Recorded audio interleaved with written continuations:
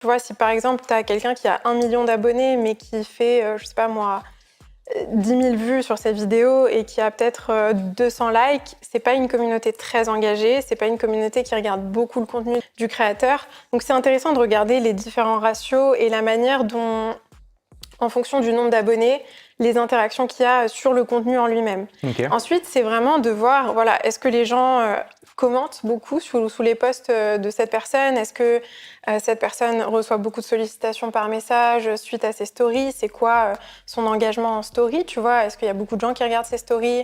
Est-ce qu'il y a beaucoup de gens qui interagissent? Donc, c'est pas juste le nombre d'abonnés. Pour moi, c'est un chiffre qui veut un peu tout et rien dire.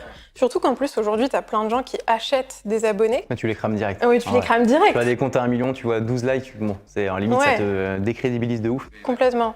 Donc, il y a tous ces aspects-là. Et puis après, je pense vraiment que c'est d'aller voir dans le contenu, est-ce qu'il y a de l'interaction? Est-ce qu'il y a pas mal de commentaires? Si les commentaires, d'aller voir dans les commentaires si les gens réagissent vraiment au post, parce qu'il y a aussi des gens qui payent des robots pour faire des commentaires. Donc, c'est d'aller voir vraiment, est-ce que c'est des commentaires organiques ou est-ce que c'est de l'IA? Enfin voilà, d'aller un peu plus creuser. Ok.